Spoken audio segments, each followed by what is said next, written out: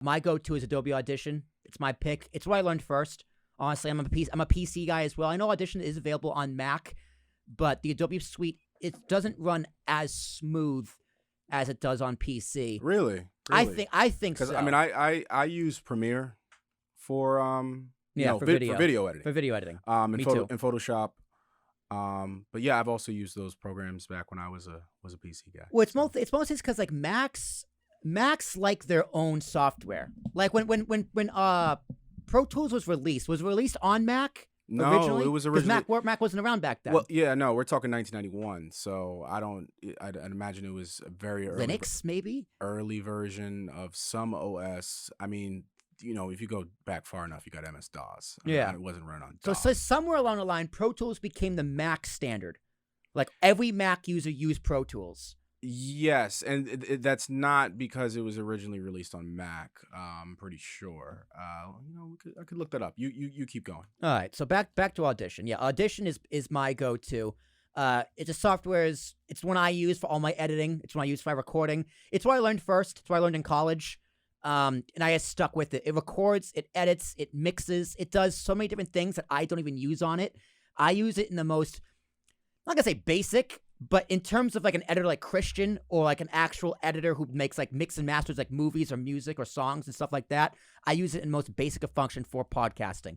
I love their effects racks, which is mainly what I do for my podcast. It's like once I get a raw piece of audio, I throw a few effects racks on it. It has like a denoiser and just a few things like that, normalizing the audio and recording in multitrack. Recording in multitrack is huge. You can do anything you can think of in audio editing and mixing on Adobe Audition. It works great for newbies. It works great for experienced pros, and it's great for learning.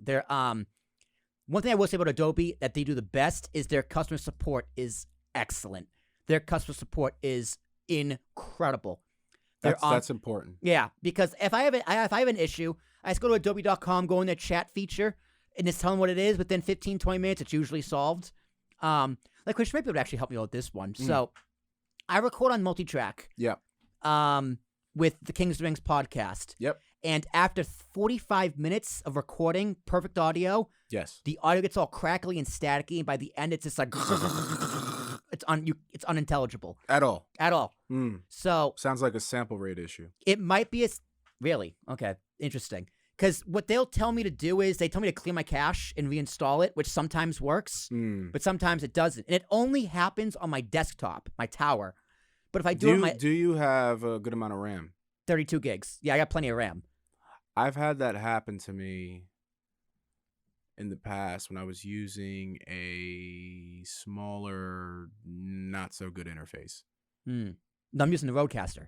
Okay. Yeah, it's like the fact that it only happens on my PC and not this HP laptop in front of me. It records just fine on the HP. I'd have to look at, because I remember when I was having the issue, I was able to fix it. I'd have to look into that, so you could have if I had to guess, more than 45 minutes of perfect audio. If I had to guess, I'm gonna blame Skype because I hate Skype. You're on Skype. We're on Skype, so all my audio is going through Audition as well as Skype. But either way, I can reach out to Audition within 25 minutes. It'll be fixed. They have these weird fixes, and they're very, very helpful. Yeah. Good customer service is very important if you're new to the game. Mm-hmm. Where like some other platforms, say Pro Tools, for example, people that typically use Pro Tools kind of have the know-how because it's a professional, it's pro. It's an industry standard. They put the pro in Pro Tools for recording studios, exactly. So customer support's not great.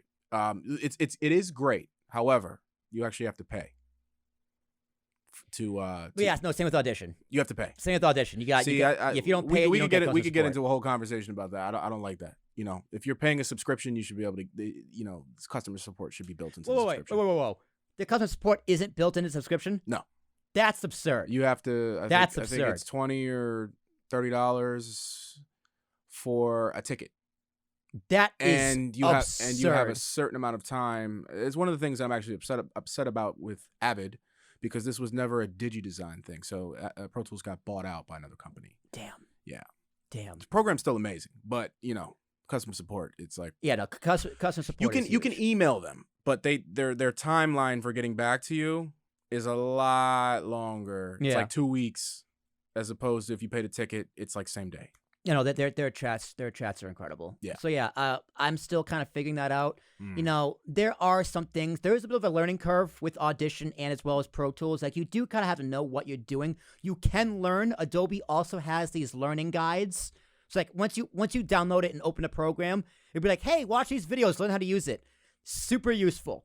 I taught myself After Effects, and I started with Illustrator and a few others. I think not Photoshop. It was a different one.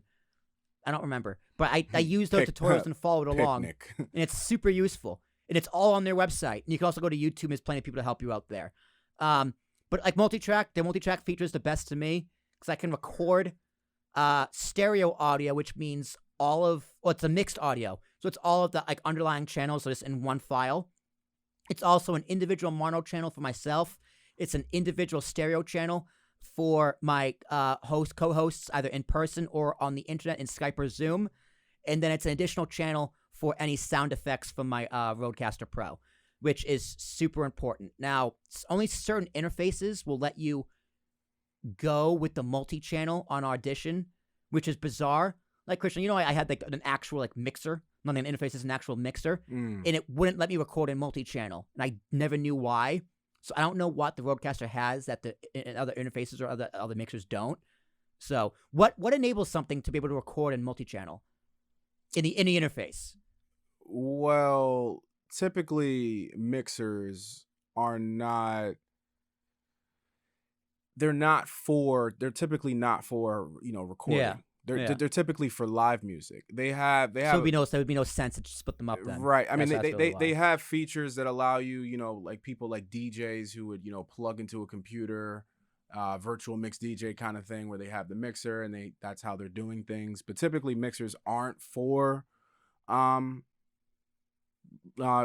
recording. They're for live music. And I don't blame you because at one point I used a mixer until I learned that interfaces were the way to go. I don't know exactly the technical specs, but I would imagine it's just having separate, clearly separate channels inside of the box. That's probably what it is then.